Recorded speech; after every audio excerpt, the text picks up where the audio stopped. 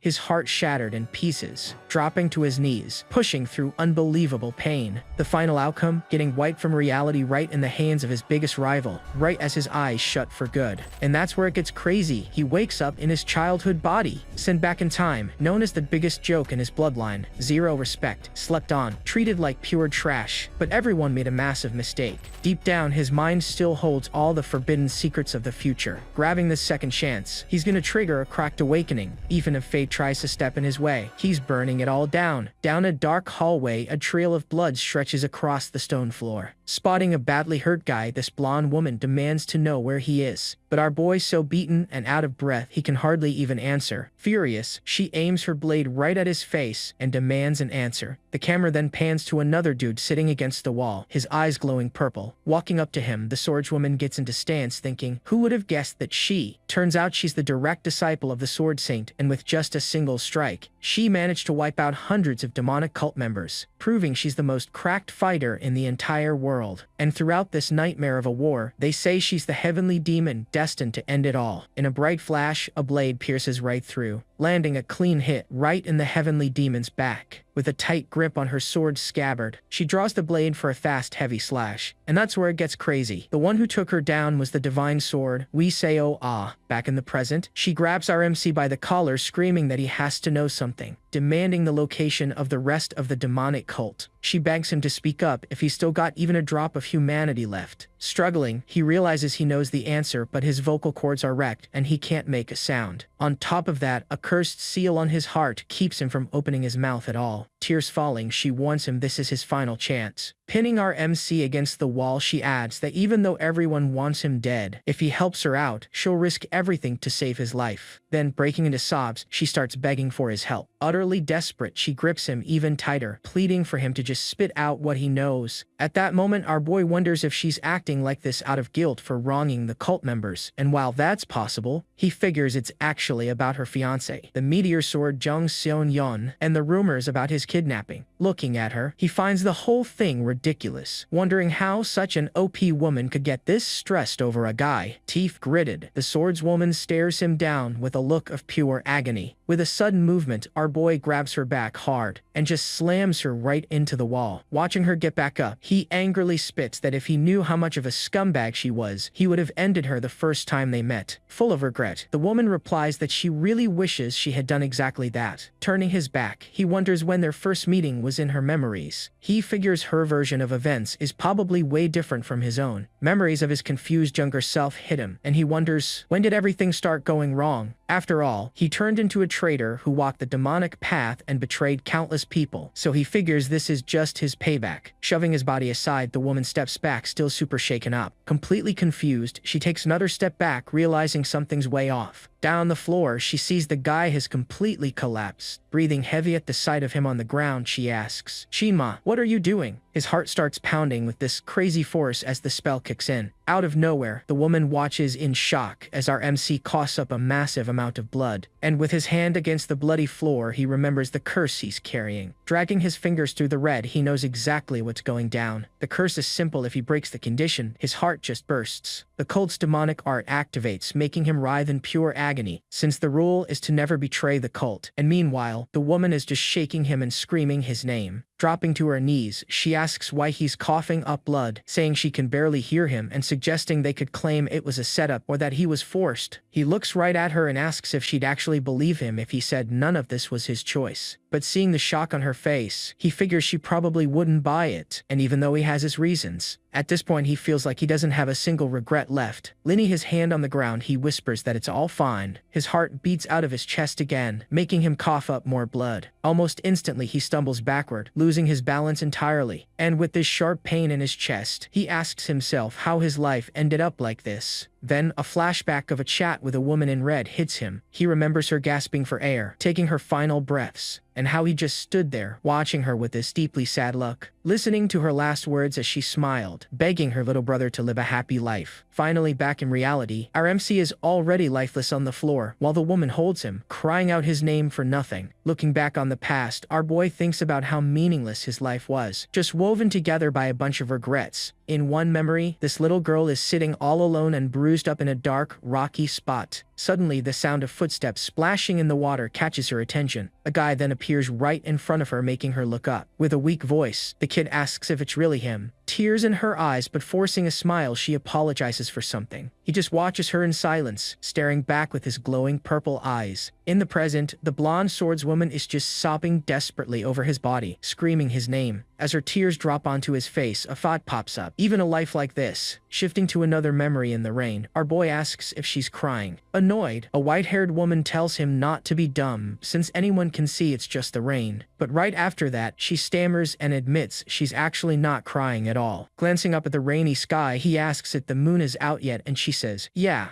Hurt and collapse on the ground. The girl gives a weak smile and says both moons are out, which is great, right? And our boy's bloody, reaching hand just drops, completely limp, and the woman next to him passes away right after, sporting a fatal chest wound. Cutting back to his dead body, a voiceover kicks in. Chidma, from the Jin family of Shanxi, born into a righteous sect and originally a good dude, he ended up turning into an apostle for the demonic cult, and after losing the Great War, faced heavy torture, and the result of all that was his tragic end. Closing his eyes for the final time, his journey wraps up. Suddenly, and no one saw that coming, a little kid's voice calls out to him, offering a potato and asking if he's hungry. Completely shocked, our boy just stares at the girl, having no clue what's going on, and just goes, huh. Realizing he's suddenly back on a busy street, he gets even more confused. Baffled, our boy wonders what the heck just happened, remembering that he knew for a fact he broke the heavenly demon's main rule, shattering his heart into 1,000 pieces. The whole thing leaves him dying right there in Wee So-ah's arms. But as he feels his own chest, he realizes his heart is beating perfectly fine, like nothing even happened. Slowly lowering his hand, he tries to process the whole thing. Looking down at his own tiny, clean hands, he realizes he's a kid again, wondering if this is all just some wild dream. But then a question hits him. Why, out of all his memories, why did he have to jump back to the exact moment he first met her? Racking his brain, he tries to remember what he even said to her back then. In a super clear flashback, his hand smacks the potato right out of her grip. The little girl jumps back, terrified by his aggressive move, and without a second thought, he stomps hard on the food, crushing it into the dirt. With a look of pure disgust, his younger self yells, asking how she dares offer him trash like that and calling her insolent. Face-palming hard, our boy groans, confirming that's exactly how it went down. A faint smile crosses his face as he figures if this is his dream, he must have a ton of regrets. But this is where it gets good. To the girl's shock, our boy actually grabs a potato from her basket, right as she's saying she gets why he hates them. With a genuine smile, he thanks her and says he's gonna enjoy every bite. He takes a massive bite, immediately burns his mouth, and screams, wondering how this can be hot if it's just a dream. The little girl just cracks up watching this, finding his bright red face hilarious. Out of nowhere, a guard shows up shouting, "Young master," while our confused MC is still dealing with a burning mouth from that hot potato. Getting closer, the guy mentions the young master suddenly vanished. As our boy tries to remember this escort guard's name, he forces his memory and realizes the guy's name is Mu Jin, right as the worried guard asks if something happened. Completely ignoring the question, our boy just keeps his tongue sticking out, trying to cool off from that scalding potato. Spotting the little girl, the guard gets furious and yanks our MC back, yelling about how she dares offer that to the young master and demanding he drop the potato. Unbothered, our little MC just asks if the guard has any medicinal herbs on him, leaving Mujin completely puzzled by the request. Then, pulling out the last piece of candy he had, he gets ready to do something nobody expected. He turns to the girl and offers her the sweet, and despite the guard warning him not to share food with strangers, he insists it's for her, leaving her stunned. Scratching his head a bit awkwardly, he explains that since she gave him a tasty potato, he wanted to pay her back, but this was all he had left. Her eyes sparkling with pure joy, the little girl is totally captivated by the shiny treat he just handed over. Blown away, she realizes this is the very first time she's ever received something so sweet and fragrant in her entire life. Right at that moment, the guard Mujin shouts out the girl's name, Wise Soul, taking everyone by surprise. Running frantically through the crowd, an old man suddenly pops up yelling out, "Grandpa!" The guy wraps his granddaughter in a huge hug, sighing in relief and saying he thought she went missing. Scolding the little kid, he demands to know why she let go of his hand in the first place. With a huge smile, she answers that she's fine and the potatoes are safe too, but her grandpa fires back that the potatoes aren't the issue here. Worried sick, the old man checks her over, asking if she got hurt or into any trouble, but she shakes her head and promises everything's fine. Watching this whole interaction unfold, our MC recognizes the old guy, and that's where it gets crazy. He thinks he is. Suddenly remembering, the little girl points her hand out and excitedly yells that she gave one of her potatoes to him. She points right at our boy, excitedly telling her grandpa how she gave him a potato as a gift. Shocked by his granddaughter's words, the old man reacts in a split second. Grabbing the little kid by the arm, he starts dragging her away as she confusingly asks where they're even going. The old man bows deeply right in front of our MC, apologizing and explaining that his naive granddaughter accidentally offended the young master. But with a warm smile, our boy tells him not to sweat it, because honestly, he's the one who should be thanking her. Holding tightly onto that candy, he gets ready to clear the air. His tongue gets super formal as he tells them how grateful he is that she shared her potato and cured his hunger. And since all he has to pay her back with is a sweet, he hands it over, politely asking if the old man would accept his gift. Staring at the sweet, the grandpa is speechless, having no clue how to handle this kindness. But before he can even answer, little Weeseal happily takes the gift, completely ignoring her grandpa. Up close, she is amazed by the candy, shouting about how shiny and sweet it looks. Turning down the gift, the old man says they can't take something so valuable, and saying goodbye, he hurries off, leaving our MC totally confused. Our boy calls out for them to wait, making the grandpa brace himself to step in, thinking the kid is still mad. Yet, when he turns around, our MC just says this is his payback gift and hopes they cross paths again in the future. With a quick read of the room, our boy offers the girl another potato, saying it's enough and everything's cool. Watching his granddaughter, the old man thinks, Weeseal, looks like you found it. And just like that, from a distance, the little girl waves goodbye to him. Somewhere else, this OP guy sitting on a throne seems deep in thought about something major. A voiceover then reveals that this man is known as the strongest in Murim, one of the three venerables, and the one dude the evil cult fears the most. His name is finally revealed as the Sword Venerable, Wee Jaeyoung. Flashing one last smile, little Weeseal waves her final goodbye to our boy. With a tiny smirk, our MC watches the whole scene play out. Right after that, Mujin calls him over, letting him know it's time to head back to the estate. Feeling a soft breeze in a flower field, a voice whispers that since there are no more regrets, it's time to wake up from the dream. They arrive in front of this massive estate and the guard announces they're back. But our MC looks pretty annoyed by the whole thing. Wondering to himself, he questions why the dream isn't over yet. Because if this really was one, he should have woken up ages ago. But what if this isn't a dream at all, making him think this might all be tied to the heavenly demon's curse? In that exact moment, the image of a mysterious woman with a subtle smile flashes in his mind. Snapping back to reality, a female voice calls him a weirdo, and our boy recognizes that tone right away. Full of disgust, the voice keeps going, pointing out that in the presence of the family head, he didn't run away and actually had the guts to show up, leading our boy to identify her as the Red Flame Sword, Jin Se-yeon. Deep in his thoughts, he confirms that this is his second sister, which also makes her the person who looks down on him the most in the entire family. However, he gets that if the family head is around, everyone must be gathered for something major. Walking up with a mocking glare, his sister asks what kind of ridiculous scheme he has planned for today. She then throws an arm around his shoulder, warning him to drop the games and just disappear. With a quick slap, our MC knocks her arm away, replying he's just showing up where he belongs. But she snaps back, asking why he never bothered before. Turning his face, he admits it's his fault and promises he'll apologize to the family head later. Both Mujin and his sister are totally shocked by this unexpected reaction, since the young master would never apologize for anything. All of a sudden, a furious voice screams his full name, Jin Yang-chan, and with an explosive impact, a super powerful figure lands right in front of them. Striding forward, a woman approaches sporting a look of pure rage. Full of disdain, she admits she has no clue what he's plotting, but strongly advises him to stop right there. Gritting her teeth, the woman threatens him, claiming she's seriously losing her patience this time. But before she can even finish, our boy cuts her off, asking her to hold up for a second. He points right beside them and corrects her, explaining it's not the third brother causing trouble, but actually the family head, who just pulled up. On top of a massive horse, a mysterious masked figure charges toward them at full speed. Halting right in front of the group, the scarred man asks why they're making so much noise. Thanks to the family head's arrival, everyone immediately bows down out of respect. Keeping a dead serious look, the guy just stares them down in complete silence. Head down, our boy just waits for some kind of order or reaction. Throwing an intimidating glare, the family head assesses the whole situation. He then turns to one of his subordinates, calling him director. Right away, the guy answers and the boss asks if the sword squad is ready, getting told the first squad is resting while the fourth is on standby. The boss then orders the fourth squad to gear up and meet him the second they're good to go. From the sidelines, our MC realizes that whether this is a dream or reality, that man's gaze completely crushes him with pressure. Stopping in his tracks, works. The family head suddenly grabs everyone's attention, and turning straight to our boy, he drops the order that the third son better come to his room right after finishing his meal. Absolutely stunned, our boy's siblings freeze up. Having zero reaction to this crazy curveball, trying to break the ice, our kid turns to his sister and asks if she happens to have any stomach medicine. Under the glow of the full moon, night completely takes over the estate. Meanwhile, inside a massive dining hall, the meal gets served in dead silence. With his eyes glued to the untouched food, our boy feels incredibly awkward. He chews incredibly slowly, thinking about how this dinner vibe is always the exact same, so tense that the food just tastes like cardboard. Trapped in his seat, he reflects that while it's embarrassing to seek him out willingly, the main issue right now is the crazy tension at the table, wondering if someone could just lighten the mood. Breaking the silence, the family head calls out to his second daughter. In a totally calm tone, he mentions hearing that her martial arts training is going really well. Super hyped, she confirms it, bragging that she had a few epiphanies and hit the 3-star level a couple of days ago. The family head actually praises her progress, calling it impressive to reach that level at her age, and hyping her up to keep going, which makes her bow deeply in thanks. Seeing his sister all happy over the compliment, our MC thinks it's cracked that she hit the 3-star level this young, but figures it makes sense since she's so talented and hardworking. Surprised to see her actually smiling, our boy reflects that he never pictured her like this, and she looks way better when she smiles. A second later, she shoots him a pure death glare, making him instantly regret the thought and feel like absolute dirt. And no one saw that coming. The dad shatters the tense vibe by calling for his third son, leaving our boy sweating at the table. Asking about his day, the boss mentions he heard the kid went to the market, and our boy confirms it, claiming he had some business to handle. He just mutters a low,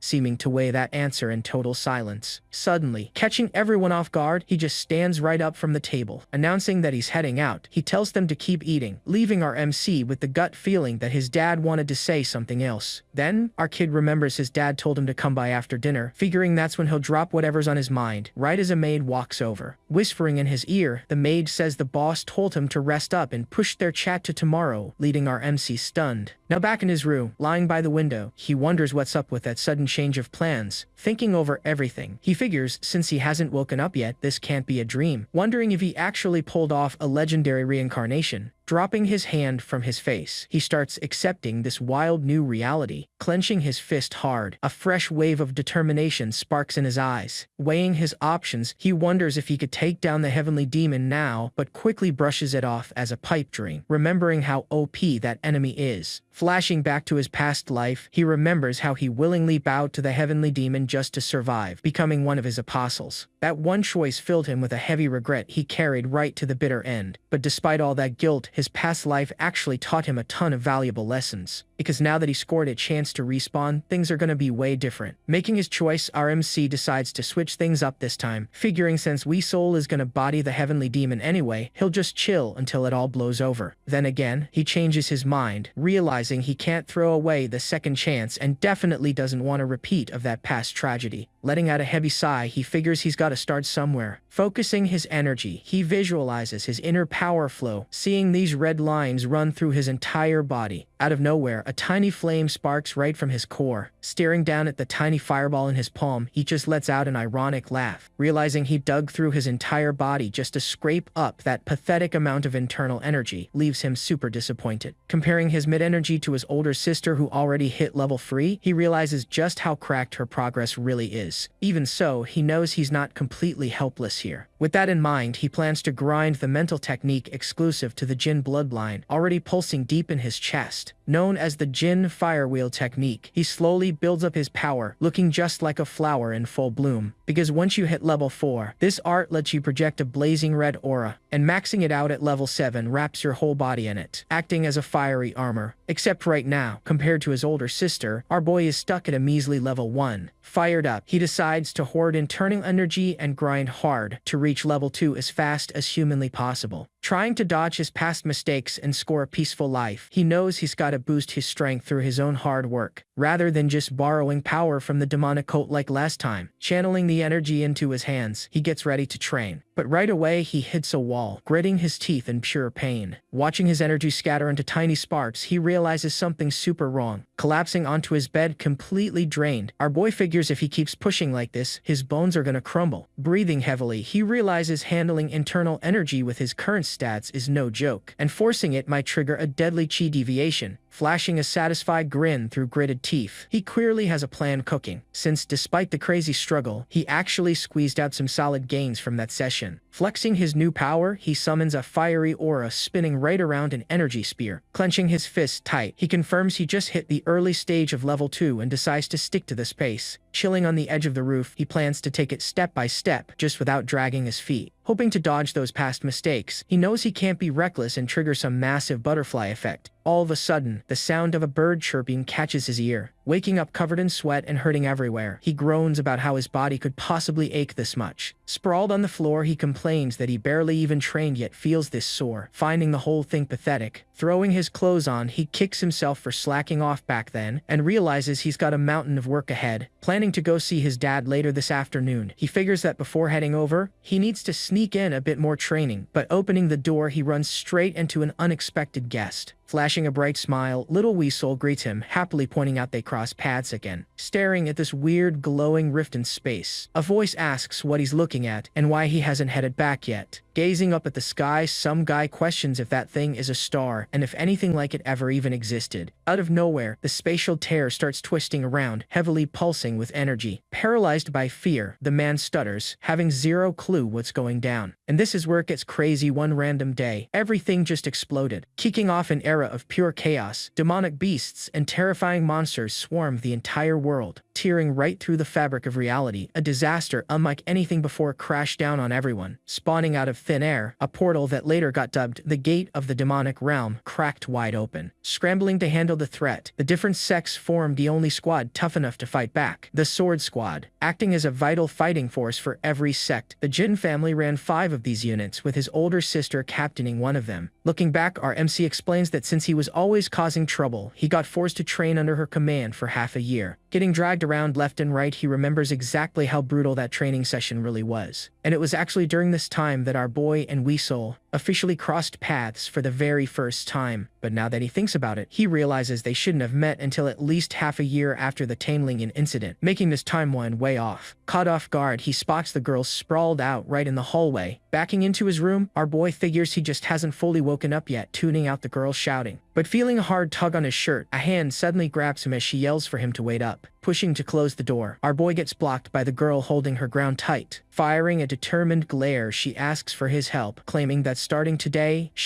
smacking her hand right off, our boy harshly pushes her away. Out of nowhere, an old man pops up and scolds the kid, saying her name is Weasel, and reminding her to not act rude toward the young master. Beyond confused by the whole thing, our MC wonders what the heck that old guy just said. Ordering the girl to apologize right away, the old man forces her to bow down, leaving our boy completely clueless about what's happening. Arms crossed, our boy watches the old man take a deep bow right in front of him, introducing himself as Wei Wen. The old guy explains the family head sent him to serve the young master, swearing he'll do his best despite his age and asking for guidance. Finding that name super weird, our boy questions if it shouldn't actually be Wei Xiaojun. Stuttering hard, the little kid introduces herself as Wei Seol, saying she's here to help the young master alongside her grandpa, and asking him to treat her well. Beyond shocked, our MC wonders who's actually helping who here, doubting they really mean him. Sighing heavily, he figures if this came straight from the family boss, they really were sent to be his servants. Rolling with it, he tells them to look after him, feeling like this new life kicked off on a weird note, and asks them to drop the young master title, though they clumsily refuse. Sweeping up the courtyard, the old guy gets right to his daily chores. Kicking back on the porch, our boy just watches the old man sweep back and forth. Racking up the job, the old dude walks off with the broom tossed over his shoulder. Sporting a worn-out look, he drops his head a bit, looking pretty exhausted. Taking it all in, our MC seriously questions if any of this is actually right. Shifting his gaze, he notices the real issue right now is something entirely different. Holding a massive stack of clothes, he stumbles a bit under the heavy weight. Catching sight of little Weasel hauling a mountain of laundry, the other maids warn her it's dangerous to carry it all, but the kid insists she's got it. Trying to step in, one of the maids offers to split the load, only for Weasel to brush her off, claiming she can carry the whole thing herself. Without missing a beat, our boy kicks a rock right into her path, making her trip up. Letting out a panicked yelp, the little girl crashes hard into the dirt, launching clothes and her basket everywhere. Watching from a distance, the other maids and her grandpa catch the fall, while our MC just views the whole mess from his porch. Showing zero reaction, her grandpa just keeps watching the scene unfold in dead silence. just clicking his tongue in disapproval. The old guy looks like he couldn't care less about her fall. Noting how clumsy she is, our boy figures she's pretty useless, though he admits anyone can slip up. But the whole thing feels off and he wonders how someone with that much martial arts talent can be so wildly uncoordinated. Pushing himself up while grabbing his head, our MC groans about a massive headache kicking in. Seeing the kid wander off, one of the maids calls out to her, asking where she's headed. Balancing a basket on her head, the kid simply marches straight toward our boy. Asking what she wants, our kid tells her to get back to work, but she insists she's gotta follow him everywhere on someone's orders, making him ask, who? Pointing right at her grandpa sweeping nearby, the kid yells his name, finally making the whole situation click for our MC. Realizing she's basically his personal maid, he figures the older staff just dumped all their unwanted chores on the newbie. Thinking about his status, our boy wonders if it's even normal to hire just anyone to serve him, considering he's from a major family. Feeling this massive weight on his shoulders, our MC realizes that having Wee Soul and the Sword Venerable serving him is just way too much pressure. With a bright smile, the girl finishes fixing his outfit and says he's all set. Looking down, our MC realizes the sash on his clothes is tied in this incredibly crooked, weird way. Confused by the whole thing, our boy wonders if his dad knows their true identities or just threw them in to fill an open spot. He decides to let it go for now, figuring he'll uncover the truth later when he meets his dad, and starts pulling on his boots. Stepping out into the courtyard, our boy heads down the stairs with the girl right behind him, still trying to wrap his head around this mess.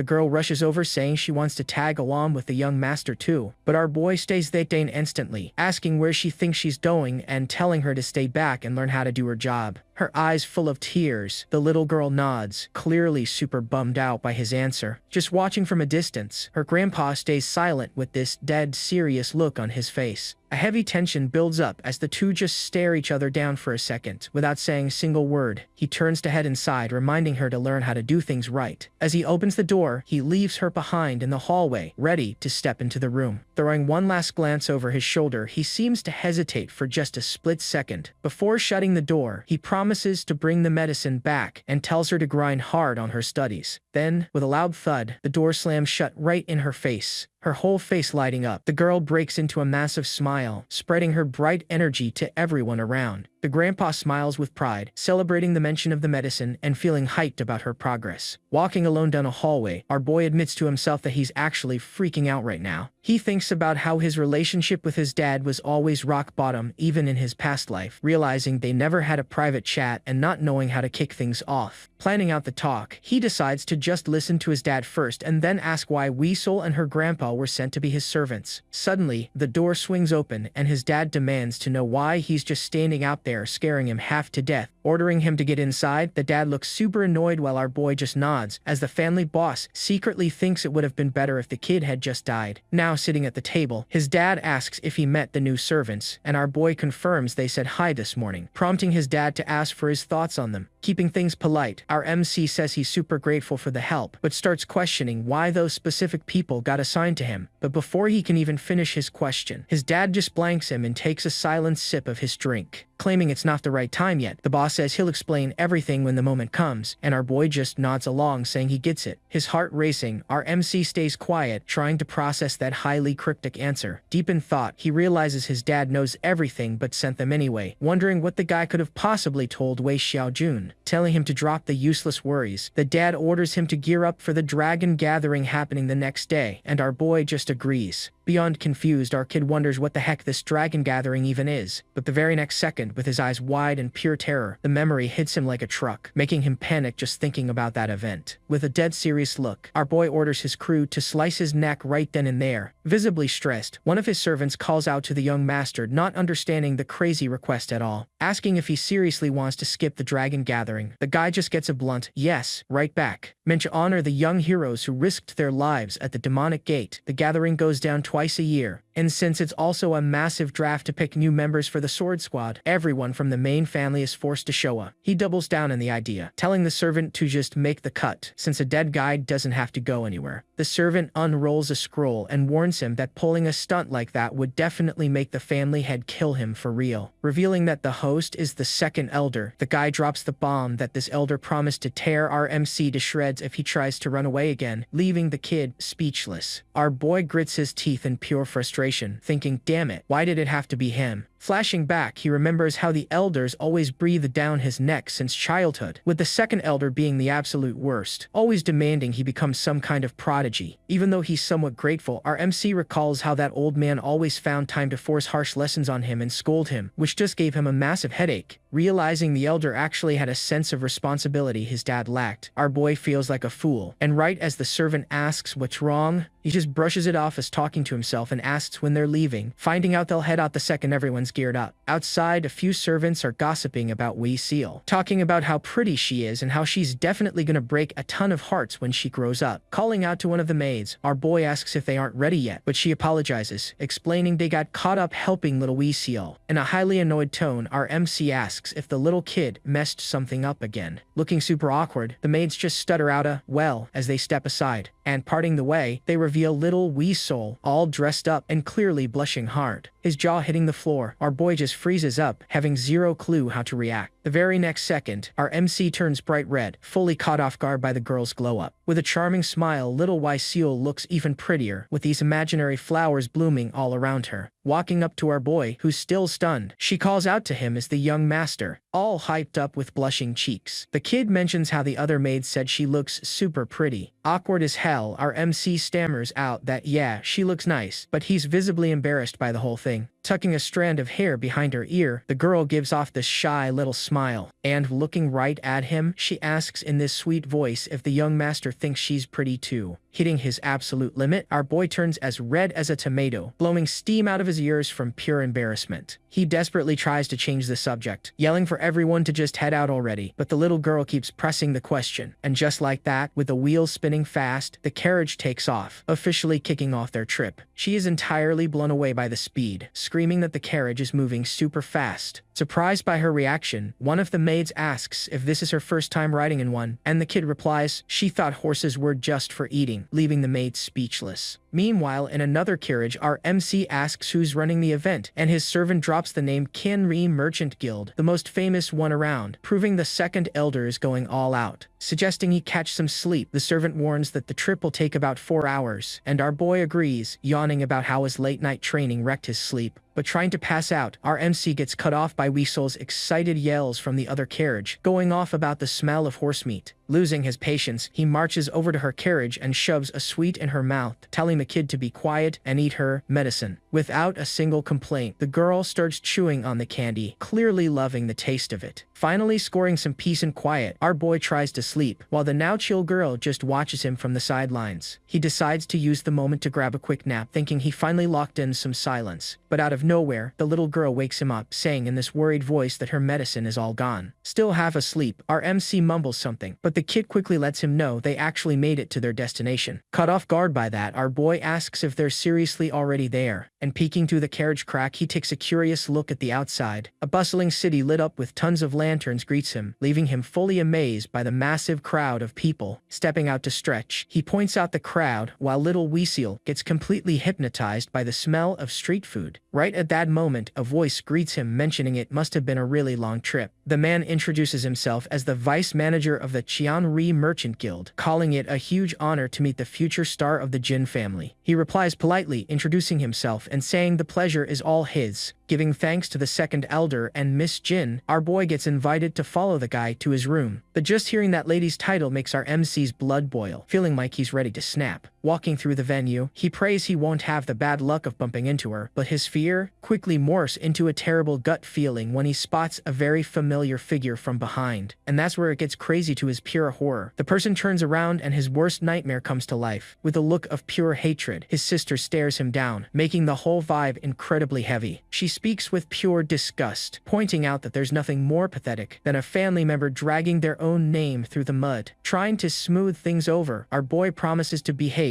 and tells her she doesn't need to stress over him. Except that answer just makes her madder, and she yells asking whoever said she was worried about him. Startled by the outburst, our MC takes a step back, while little Wee Seal shrinks down right next to him. The little girl grips his clothes tight, watching the drama unfold with a look of pure anxiety. Letting out an impatient sigh, his sister looks like she's at her absolute breaking point. She crosses her arms and calls him out, saying old habits die hard and asking if he's planning to pull another stunt. Having no clue what she means, our boy asks what the heck she's even talking about. But opening a door, his sister admits she actually thought he changed, only to realize he's still the exact same trash. With a heavy slam, the door shuts right in their faces, cutting the conversation dead. Fully lost, our MC wonders what her deal is, leaving everyone standing there in a super awkward silence. The vice manager tries to break the ice by saying sibling fights are normal and invites them to rest, but our boy asks to check out one spot first. Arriving at this massive arena, the sheer scale of the place absolutely blows everyone away. Starstruck, little Weasel mentions she's never seen a place this huge, and our MC awkwardly agrees. He takes in the crazy scale of the event, figuring that even though guilds always flex their wealth, this is just way too over the top. Looking down at the sword squads lined up below, he remembers today is the exact day they're supposed to be honored for their hard work. Fast forward to the next day, the highly anticipated sword squad selection officially kicks off with a bunch of matches. Breathing a sigh of relief, one of his relatives mentions how lucky they are that the main family doesn't have to compete. So our boy figures he can just kick back and watch the whole thing from a distance without getting dragged into the mess. But while he's spectating, he wonders if things could actually go south, completely missing the killer intent creeping up right behind him. Spinning around in a panic, our MC hears this deep voice, asking why he didn't run away this time. Crushed by this insane pressure, he spots the second elder walking up with a downright terrifying aura. Refusing to back down, our boy braces himself for whatever comes next, dead set on holding his ground. Except, to his total shock, the old man just ruffles his hair with a big grin on his face. Looking genuinely pleased, the elder mentions it's a huge surprise actually seeing him show up, asking why the kid didn't bail like he usually does. The old man jokes about him always running away, but our MC fires back that he only came because he was threatened with getting sliced in half. The elder plays the victim, asking who would dare say something so cruel, right as the servant next to him immediately points at the old guy. With a quick flick to our boy's forehead, the elder chuckles that he's getting pretty mouthy and turning into a tough little guy. Watching from the sidelines, little Weasel whispers that the elder always obsessed over our MC, probably since he's the family head's only son. Her eyes sparkling with pure hype, the kid suddenly blabs that bear meat must taste amazing, just like horse meat. A serious chill runs down his spine as our boy realizes the elder is shooting him the super dark glare. Completely terrified, the little girl starts shaking like a leaf, having zero clue why the old man looks so mad. Leaking an even scarier aura, the elder just keeps staring our MC down in dead silence. Shrinking back in pure dread, the kid freezes up, absolutely horrified by the whole vibe. He spots her panic, quickly pulls the kid behind his back, and tells the elder to cut the glaring since he's freaking her out. After a brief pause, the old guy finally shatters the heavy tension by asking a random question. With a smirk, the elder asks if the little girl is his secret concubine, leaving our boy completely speechless. Beyond offended, our MC asks what the heck he's talking about, telling him to check her clothes and explaining she's just a maid. The elder shrugs it off, saying that's fine then, but mutters about how boring the whole thing is. Reminding them the dragon gathering officially kicks off tomorrow, he orders our boy to get some sleep, while our MC secretly plans to bolt before the old guy eats him alive. Right before heading out, the elder drops one final warning for our kid. He slits his thumb across his throat, threatening that if he even thinks about running, he knows exactly what's coming. As the elder walks away, the kid asks if Grandpa Bear is really going to eat the young master, but the servant corrects her about the actual threat, making her panic even harder. Gazing up at the sky, the elder thinks to himself that, just like he suspected, something about the boy has definitely changed. The kid clings tight to our boy's arm, as he starts feeling like there's something super off about her too. Banners flapping in the wind, the entire city gears up for the massive event. Once morning hits, the dragon battle officially starts, with a massive crowd already packing the courtyard. Checking out the endless line, one of the guards mentions that with this many folks, things probably won't really heat up until noon, and our MC nods along. He's totally blown away by the turnout, admitting that even though it's open to anyone who can prove their ID, he never expected a crowd this huge. Our boy nods, noting that joining a sword squad is a pretty huge deal. Right as the little girl tugs his sleeve for attention, shaking with fear, the kid stutters out a question about whether Grandpa Bear is gonna snap her neck, leaving our boy wondering what's wrong with her. Trying to keep his cool, our MC tells the girl to back up a bit and asks why she even followed him if she's this terrified, but she claims her grandpa ordered her to stick close. The escort steps in to calm her down, saying not to sweat it because their bodyguard can totally beat Grandpa Bear, prompting the kid to ask if that's real. Wondering who this Grandpa Bear is, the guard figures out it's the second elder and scolds our boy for using the nickname, warning that he can't win against that guy and needs to show some respect. Our boy messes around, joking that in that case, their only option is to hand over Weasel's head, instantly throwing the kid into pure panic. Tears welling up in her eyes, the little kid starts crying about how this is her final day, dramatically saying she'll accept her fate if it keeps everyone else safe. Chuckling at her meltdown, our boy admits he was just messing with her, but she just keeps crying about her neck getting snapped. Pointing straight at a food stall, the kid says her grandpa told her ghosts who die with a full stomach look beautiful, especially if they stuff themselves with steamed buns. Steam rises from the stalls as the smell of street food fills the air, giving the whole place a really chill vibe. Our boy whispers to the guard, asking him to take care of the kid, adding that despite her being a servant, he actually cares about her, right as she nods along with a bright blush. Getting defensive, our boy tells the guard he totally missed how the kid was acting, admitting internally that seeing his past life overlap with her makes it super hard to figure out how to treat her. With a knowing smile, the guard points out that she completely forgets her place as a servant, yet our MC still bought her those buns anyway. Desperately trying to defend himself, our kid yells that he only did it because, but he completely chokes on his words, just staring at the guard in this super awkward silence. Wearing this huge smirk, the guard just watches him stumble. And this is where it gets good. The guard mentions our boy is completely different from the rumors, realizing you really can't trust gossip and that he's still got a lot to learn. Surprised, our MC asks if he only knows him through rumors and if he hasn't been his bodyguard for long. The man confirms the suspicion, replying that it hasn't even been half a month since he took the job. Processing the situation, our boy realizes the servant got hired right before his reincarnation, wondering if that's lucky for the guard or for himself. Suddenly, a loud shout of "My lady" startles our MC, making him almost jump out of his skin. Scolding the young girl, a woman warns that she can't just wander around so dangerously, but the lady brushes it off, saying the other woman is worrying over nothing. She points out the dragon gathering is happening, arguing that with so many Jin family members around, nothing bad is gonna happen. Finding that voice super familiar, our boy wonders if it could actually be her. Still, the woman insists that's exactly why she's stressed, asking what would happen if they bumped into young Master Jin. Looking doubtful, our MC wonders if they're talking about him, figuring it's highly unlikely with so much of his family nearby. From the other side, the young girl questions how that's even possible with such a massive crowd around. A cold chill runs down his spine, as our boy realizes that's exactly the kind of thing you never say out loud. Turning around to dip out as fast as possible, he tries to dodge the encounter completely. Except his luck is terrible, so the second he turns, he comes face to face with the girl, who stares back looking shocked. Standing on opposite sides of the street, both groups just stare each other down in this tense, unexpected silence. Cold sweat drops down his face, leaving our boy visibly nervous about the run-in and clueless on how to react. Her eyes wide open, the girl also looks completely mind-blown to see him standing there. Stepping closer, the guard whispers something right into our MC's ear. He mentions the lady and her escort look like they saw a ghost, asking if our boy has any clue who they are. Wondering how he could ever forget her, our MC remembers those shoulder-length hairs and dark eyes that look like chess pieces. By checking out the ring on her hand, he spots a subtle pattern you can only catch up close. Yet, for him, already knowing that symbol, figuring out what that ring meant was a piece of cake. That right there was the emblem of the Hebei Peng family, famous for their cracked sword skills. With cherry blossoms falling all around them, the sight of that girl brings back a ton of memories. And nobody saw this coming back in his past life, sitting at a table with her. That young lady was actually his ex-fiancée. Looking back, our MC explains the reason behind his engagement to the OP Hebei Peng family was pretty simple. Since besides their fame, both kids were around the same age. He knew deep down that if everything went smoothly, he'd eventually take over as the head of the family. Meanwhile, the girl's family just figured it'd be a solid move to become relatives with the Jin clan. The only problem was our boy caused way too much trouble, pulling all sorts of bad stunts while ignoring his martial arts, and it was his own toxic actions that made this one sweet girl act so hostile. Snapping back to the present, the shocked lady asks how the heck he's even standing there. Firing the question right back, our boy says he should be the one asking what she's doing here. She snaps back that she's just sightseeing and doesn't owe him any explanations, leaving him speechless. Annoyed, the girl yells, asking why he's always so rude, reminding him she's actually a year older. With a mocking grin, our MC apologizes for forgetting, calling her big sis, and asking if that works for her. Telling him to hurry back after buying the steamed buns, her maid just nods and walks away. Sarcastically wishing them a safe trip back, our boy turns around with a sour look, trying to hide his annoyance. Claiming they've got stuff to do, they say a quick goodbye and hit the road, her eyes tracking them as they leave. The girl clicks her tongue, clearly annoyed by the unexpected run-in. Already dealing with a headache over her brother's drama, she hates bumping into him right now, but still hopes things go well for him. Noticing the kid next door MC, she wonders if that's a maid and figures he's got a pretty servant tagging along now, especially compared to how he used to act back in the day. Flashing back to the past, our boy throws an insult, asking who she thinks she is, since she's just a concubine's daughter. In a fast, aggressive move, he grabs her right by the clothes. Yanking the young lady closer in a threatening way, he glares at her with heavy disgust. With a furious glare and a terrifying aura, the girl stares right back and demands to know what he just said. Smirking like a clown, our MC asks if he somehow said something wrong. And that's where it gets crazy. He takes a brutal punch straight to the face, feeling the full force of that hit. Breaking down what happened, the girl's maid explains that even though it was an arranged marriage, for the sake of the Peng family, she always put up with all the rumors and teasing from young Master Jin. The servant desperately tries to calm her down, begging the lady to keep it together, but the girl is just shaking with rage. Shoved to the side, the maid can't stop her lady at all. With a deafening crash, our boy gets slammed hard into the ground. Hoisting a chair with a terrifying aura, the girl screams she doesn't care about the engagement and that it's officially over. Then, with the sound of splashing water, that memory fades out, bringing us straight back to the present. Back in reality, the girl figures he hasn't changed a bit, but out loud asks if the stuff he's holding isn't too heavy. Grabbing the basket of buns, our MC tells her not to sweat it and offers to help, telling his guard to keep watch while they take the rest to the maid. Utterly stunned, the lady just freezes up at his sudden change in behavior. Getting the feeling something shifted in him, she gets lost in thought, trying to figure it out. However, her maid quickly brushes off the idea, saying there's no way that Trash actually changed and he must just be in a good mood. The girl just can't shake the feeling that something about him is entirely different now. Watching the group, a weird vibe just hangs heavy in the air. Out of nowhere, a loud yell shatters the silence, with someone asking what kind of joke this is, completely startling our boy and his guard. Complaining about the jump scare, our MC gets bombarded with questions about whether he and the buns are safe, until he tells the kid to pipe down. An older guy steps onto the scene, stating that yelling won't fix a thing and telling everyone to just chill out. Slamming his fist into the wall, the guy yells that time is up and asks if the other dude is ready to take the blame if they get caught. His curiosity piqued, our boy wonders what getting caught actually means in this situation. Under a tense silence, a young guy tries to register at the desk but gets stared down by the officials. The courtyard falls dead quiet, making the tension between the guy and the registration staff spike even higher. Looking back at the mess, our MC hears the echoes of the argument, where the guy begged to join while the staff shut him down, since even an open event rejects people with no ID. Annoyed by the scene, the guard asks if they're really gonna let the dude keep throwing a tantrum, especially with all the family warriors watching. Feeling the heavy glares from the three officials, the guy at the desk just stands frozen. One of the guards drops a hand on his shoulder, telling him the circus ends right here, but gripping the official's arm tight, the young guy refuses to back down. In a fast and completely unexpected move, he uses a throwing technique and tosses the guard right over his shoulder. Flying through the air, the official gets launched with some ridiculous force. The man scrambles up beyond furious, screaming and demanding to know what the heck the kid thinks he's doing. Still on the floor but glaring with pure determination, the kid says he just proved his strength and asks if he can join the dragon battle now. Watching the drama from afar, the fight drags on, with the officials yelling they can't let him in after that stunt, and the guy firing back that he already proved his worth. Unsure of what to do, the maid asks if they should step in, but the guard next to her gets hyped, thinking the guy is super badass for pulling that off. Our boy decides to stay out of it and just tells them to leave, but his guard asks if he's really gonna ignore this so-called young master. Turning his back, our boy states he doesn't want any more drama and that they can sort it out themselves. The head official yells at the top of his lungs, screaming that no matter what he does, rules are rules, and without a verified ID, entry is strictly banned. Firing back with anger, the guy claims his strength is all the proof he needs, but another official steps up saying that makes this an even bigger issue. Pushed to his limit, the dude just snaps and yells, demanding to know what the heck they want from him. And no one saw that coming. A booming voice echoes through the venue, calling out the officials for disrespecting the young master of the Peng family. Spinning around in pure shock, our boy can't believe what he just heard. Equally surprised, the girl and her maid also turn around to see who dropped that bomb. Arms crossed, this massive guy shows up, leaving everyone wondering what he just said, mind blown to realize they're dealing with the Peng family's young master. Oblivious to the heavy tension, our MC's little maid just skips along happily, humming about the steamed buns she scored. Amidst a massive snow-covered palace, a flashback from the past suddenly bubbles up. Spotting her brother outside in the freezing cold, the young lady walks up and asks what he's up to.